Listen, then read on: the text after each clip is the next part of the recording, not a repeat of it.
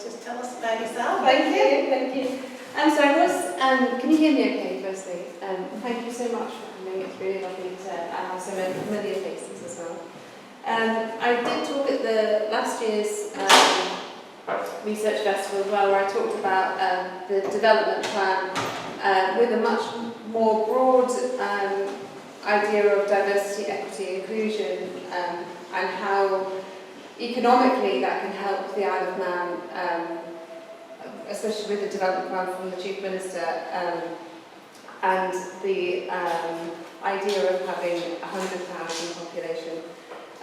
So this talk today is much, I'm sort of becoming much more granular in what we can do on the island, thinking about the environmental impact of the young people on the island, and the sorts of people that we need in order to solve some of the problems that we're facing environmentally, for example. So this is a talk a little bit about neurodiversity, but also celebrating our differences. So I want to talk about how important it is to make positive steps towards inclusive institutions and to nurture the vital members of our communities and potentially maybe the more vulnerable ones in our communities. So the advancement of technology and brain imaging and neuroscience has actually been very helpful in that it shows us so much more about how it is to be and who we are as humans. So my research began in 2019 when my best friend's nephew suicided at a UK university. So Theo was bright, articulate, kind, loved, loving young man from a beautiful family. He was a violin player, he was reading English. Theo was diagnosed with autism and felt that the systems and structures of society were not designed with him in it. And then in 2020, my son was diagnosed with ADHD. This started me on a journey of research and discovery, initially because I wanted to do better as a parent, but also, obviously, I am a teacher, so and an educator, I wanted to also do better in my own classroom. At the time, I was a senior teacher, an art teacher in a school in Singapore. The school was a non-selective school, and we had a wonderful, large learning support department with many students who had diagnosis, but also we were helping students that also didn't have diagnosis too. As I read and researched, I started to develop my own classroom practice, often informed by my research, my observations and patterns of behaviour in the children. But mostly informed through the discussions of the children that I was trying to meet the needs of. So what I'm going to tell you about today is informed by those two things. So by my research and my classroom experience, but also I'm trained in diversity, equity and inclusion, but also my intimate experience of being a mother of neurodivergent children. My focus today is on neurodiversity, which is considered as a disability according to the Diagnostic Statistical Manual of Mental Health. Welcome. Mental health disorders. So my own view is that the term neurodiverse is in itself actually really problematic because it implies that there is a norm and a divergent from that norm. I think that we all exist on the spectrum. It seems to me that there are blurred boundaries between neurotypical and neurodiverse. Most people have elements of neurodiversity. I'm not sure I even know what a neurotypical person is. Under the banner of neurodiversity, there are other problematic terms such as ADHD, attention deficit hyperactivity disorder, and ASD, autism spectrum disorder, are two such terms. The labelling of people as having a deficit or a disorder seems to me at odds with an inclusive objective. But these are just the terms that we have, and so today I will be using them even though I don't want to, and hoping that one day we will do better People such as Professor John Rately at Harvard, internationally known for his neuropsychiatry, has actually been advocating for the last 10 years or more that ADHD is actually changed to VST, Variable Attention Stimulus Trait, because it's not about having a deficiency, it's actually about having overwhelmingly more, which I'll go on to explain. So here on this slide you can see how many different brains have so many different parts to them.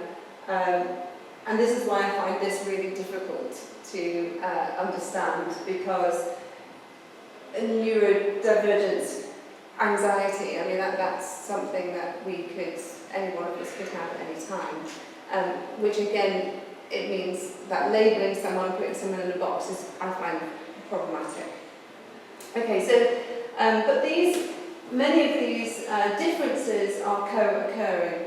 These conditions are known as neurodiverse, and they are co-occurring, and I'll explain more about that in the next slide, sorry. But, I've taught children who have had up to 5 or more of these co-occurring differences. And I think that also it muddies the water, if you like, if we have all of these labels with these children. Sorry, go back to this page here. So the neurodiversity movement is actually growing. It's becoming a bit of a revolution. But in 2019, when I initially started the research, the internet was full of really harmful content, such as parent blaming, or holding vaccines accountable for autism, for example. And so much of it was really misleading and really unhelpful. There are people on the internet also selling different supplements to help their children with all of these symptoms and behaviours that their parents were seeing. And many of these parents were desperate, to help their children. And today, we read about how employers should be employing neurodiverse people, as if they're doing neurodiverse people a favour. But, surely any employment should be a reciprocal relationship, one of trust and understanding and purpose is met. Haven't we seen this before when women all of a sudden came into the workforce, where they're needed, but even that equality of pay and such is still relevant today. So many answers in 2019 were buried behind psychiatry doors, deep in medical journals, and while so many people suffered with unanswered questions. And this is the case in many countries still, and especially, with those more affluent, able to diagnose and get support and advice for their children. Some autistic people in institutions are still given an electric shock, for example, to help them. The field is full of contradictions. The further reading I've read, what I now know is that basically more research needs to be done in order to fully understand and successfully accurately diagnose people. And that's because of the intersectional gender, ethnicity, environmental factors that are at play. Most studies for the Diagnostic Statistical Manual for Mental Health were conducted on men as well. Women's presentation of neurological differences are very different. Women were only included in studies about neurological differences in the late 1990s, and 2002 was the first female-only study done. But no two people are the same. Therefore, no two combinations of co-occurring differences are the same, which is why any conversation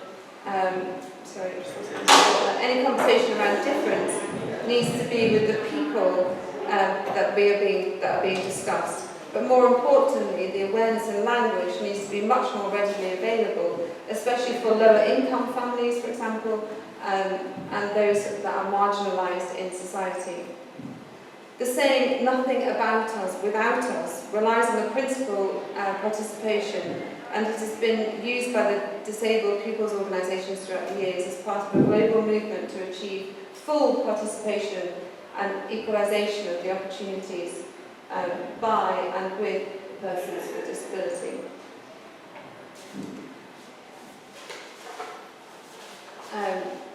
It's important to note that there have been a huge increase in neurodiverse diagnoses over the years. According to a study published by the Journal of Child Psychology and Psychiatry, the number of people diagnosed with autism has increased by 787% in the last 2 decades. ADHD diagnosis has increased by 30% in the US in the last 8 years. This slide shows statistics for the UK. I just want to also point out that some neurodiverse conditions are considered to be more gifted than others, and some have a real social stigma still.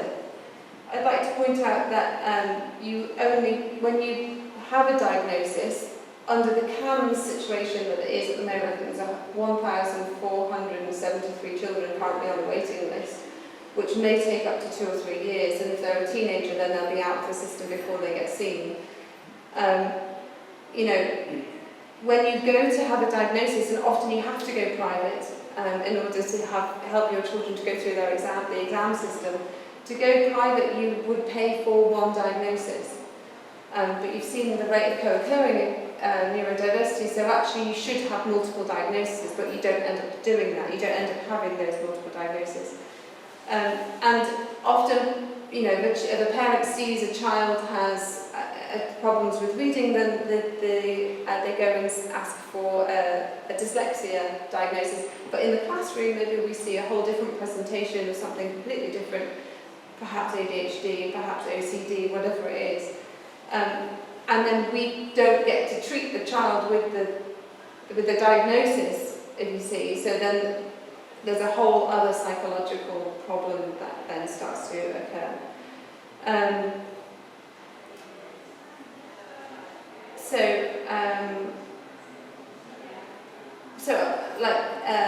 Dyslexia at the moment, for example, is, I don't know if you've seen on LinkedIn, it's a very employable difference. It's really being highlighted at the moment. So the number of diagnoses has increased. Our schools and our justice system and our health providers are straining so much, especially on the island. And the demand for support is for so many of these cases, when actually we just need to integrate and we need to support these people. So let's go on to the next one. Sorry, would you mind turning the video on for me? Yeah. Sorry, in just 1 second, I'll just give an introduction to it. So our current system is built around a medical model, okay? So here's a short clip on that. Does it have sound? It should do. Sorry.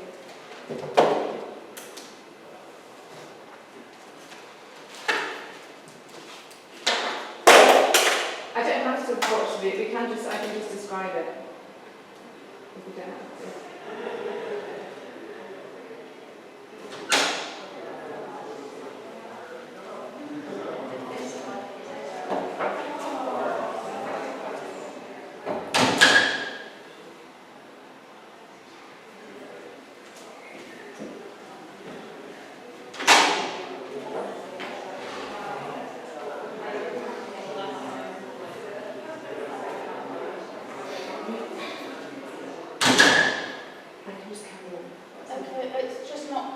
Don't worry, leave it. I'll carry it. Okay, so the medical model and the social model, some of you may be really familiar with this.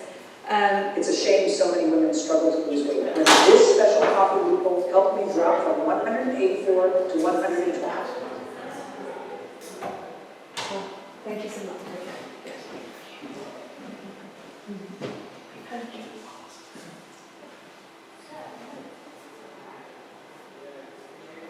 According to the medical model of disability, the word disabled means less able. Less able to achieve your potential, less able to have meaningful relationships, less able to play an active part in the world around you, and that this is just your bad luck. This outdated view of the world puts the responsibility of overcoming disabling barriers on the person with an impairment. But this idea is changing.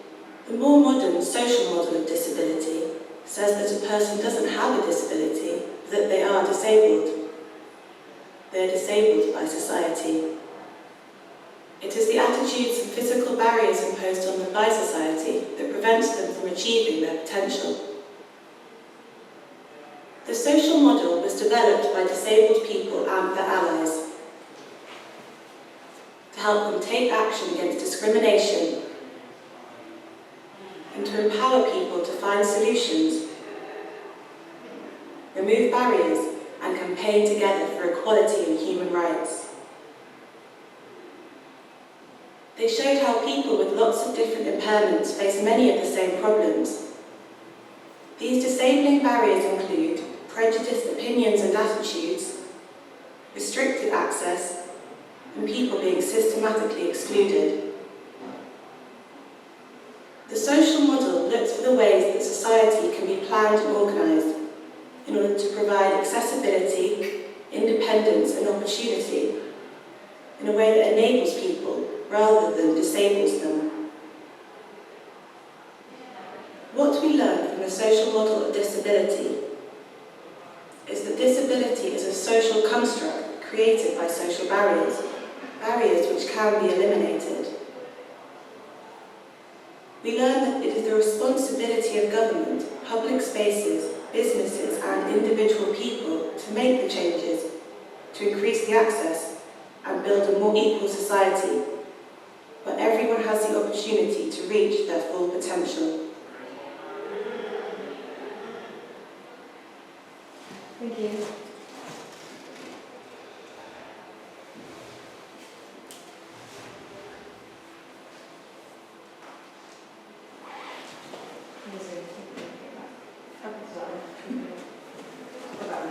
Okay, so the focus then is on the person, the disability, the syndrome, the condition, the disorder, the problem that needs fixing in the individual. We diagnose people with deficits and disorders and pop them into boxes. We talk about their impulsivity and their lack of social awareness as if these are problems that need fixing, rather than a society being more supportive and diverse and fair. Our institutions are too rigid. Schools are built around systems of conformity and structures that children with ADHD and ASD and any number of neurological differences or traumas find challenging. Or they're too relaxed and have no structure and can lead to feelings of unsafety. Young people might be overwhelmed in a playground, for example, or might struggle socially, but they are thrust into those environments daily. Schools can be a battleground and trauma-inducing for many. Angela Clover-Blackwell, in the Stanford Social Innovation Review of Winter 2017, tells the story of the curb cut effect. In the 1960s, pavements in the US were poorly equipped for wheelchair users. Frustrated by this, Michael Pavatros and a few of his friends wheeled to the side of the curb and poured in some concrete, making a makeshift ramp. Pretty soon, disabilities activists had enforced the first official curb cut. Within a few years, it was found all the way across America and beyond. They were enshrined in law in 1990 with the Disabilities Act, signed by President Bush, mandating they were built in new urban environments. Now, this is a great story of organic self-advocacy leading to real significant change, but there is more to this story. Not only do curb cuts benefit those in wheelchairs, they benefit everyone: parents with pushchairs, workers with wheelbarrows, business travellers with luggage, runners, skateboarders, all love them. In fact, according to the study for pedestrian behaviour in Florida, people go out of their way in order to go along the curb cut. So our current system in schools, I see, sorry, I'll get back to that image, I see having many, many problems.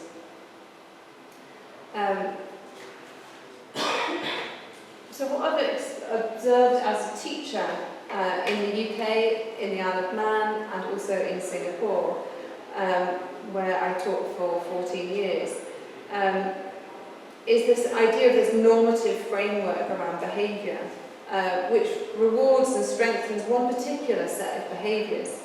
Schools and environments tend to favour conformity to a balanced and predictable set of pupil behaviours and abilities, giving power to neurotypical children, if that is such a thing, who are able to display those behaviours, making neurodivergent children more likely to struggle, to feel inferior, and or to mask. Masking is a feeling that one must hide one's differences, one's neurology, by imitating those around them that are more neurotypical. This imitation could be both good and risky behaviour, but it's an attempt to fit in, because essentially we all seek connection and we all seek belonging. This comes at the cost of the well-being and the mental health of these children. Masking is done to find connection, but actually quite often it makes them feel less connected. So these children don't want to stand out. Often neurodivergent folk that are masking see another neurodivergent folk and they disassociate themselves from them because they don't want to see that they have those same behaviours. I could go on and list so many different problems, but I think I'm going to cut it because I think, what time is it? Yeah, it's nearly 12:15. Okay, so I think I'm going to come to some crunch points for you, because obviously our time is short. So,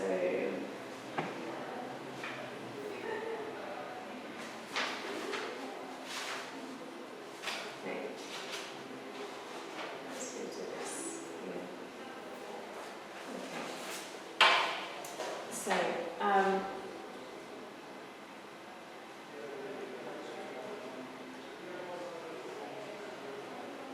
sorry, it's not going to. Do you mind pushing my slide down? Sorry, because it's not actually working on that. Sorry. Okay, I can carry on. Okay. So I often find, like Katrina just said, helpful to think about architecture as a metaphor. Our institutional systems and structures are like straight, orderly architecture of Greek temples. Is it moving on? It's PowerPoint itself, so I'll just get back to it. Okay. So as Greek temples, we can compare them to the deconstructivists. I don't know if any of you are familiar with the deconstructivist movement in architecture, which everything was asymmetrical and creative and exciting. But they didn't lose their functionality necessarily.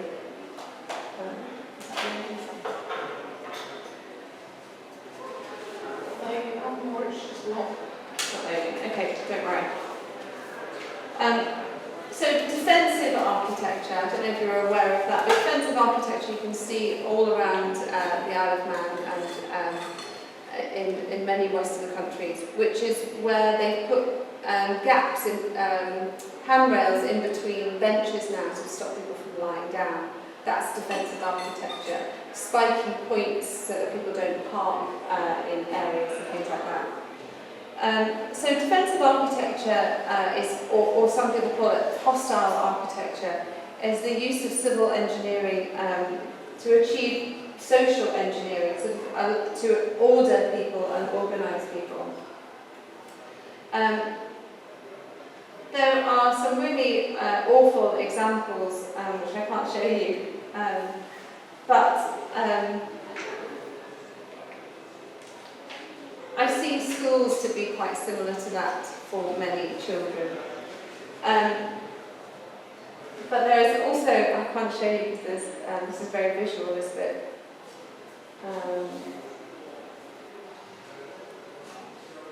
Okay, I'm going to cut all that. Right. time is it on? Don't worry, I'll just cut to the end and then we'll finish. There's lots more to say. If anyone wants to email me, you can. I'll send you an email address. Right. So what is the benefit of a diagnosis, just to conclude? Yes. Okay. I still don't think we've got time. Can we click on a little bit? Okay, we'll leave it on that one. I'll go back one. Thank you so much. Okay. So what's the benefit of a diagnosis? So my daughter, when she was 2, said, "Mummy, I want to fly." She stood there, waving her arms around, up and down like a bird. She tried running really fast and flapping her arms. She started to get really tired and frustrated. I contemplated letting her work it out for herself, but it felt quite cruel. I told her that she wasn't able to fly like a bird, that her bones were not as light as birds, and that she was human, that humans can't fly, but birds can. As you can see, she did not like my telling her this. And I did feel quite awful, actually. I felt that she was really full of disbelief and quite grief-stricken. I felt like I'd shattered her dreams.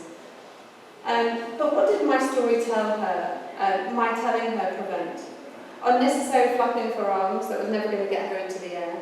A false narrative that she wasn't good enough, and a sense of shame.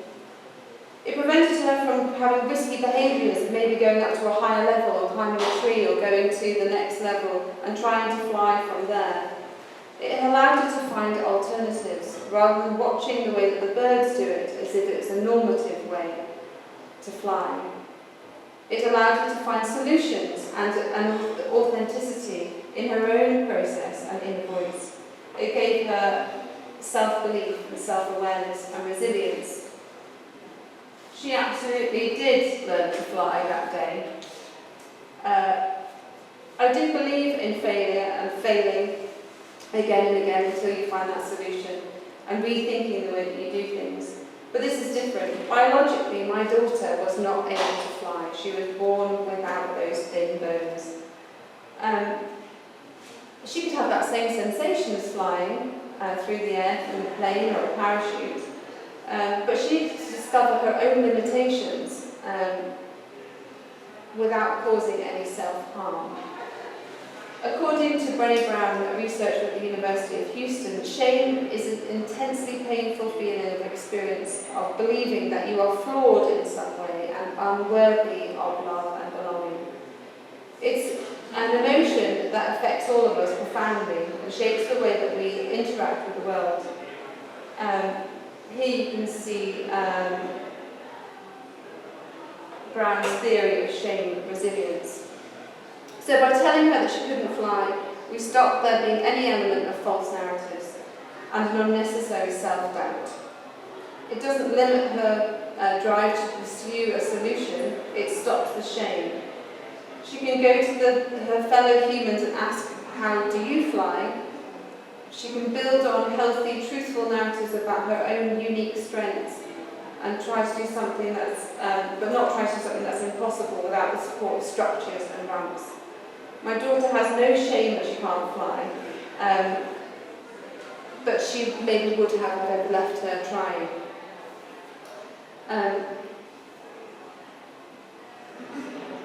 I think it's fundamental to the neurodiversity revolution that we are all open and that we all name it and that we understand it, that we integrate, that we speak and share. How can we do that? I think we need to introduce this knowledge into the curriculum in our schools. That then there is no segregation from other children and that they are all integrated. I'm going to, so lots of benefits of why we might teach neurodiversity. Lots that still needs to be done worldwide, not just on the Isle of Man. I'm just going to conclude with one final. So Adam Grant in the book Think Again, if you haven't read it, please do, it's absolutely amazing, discusses how agile we must be on the path of continuum.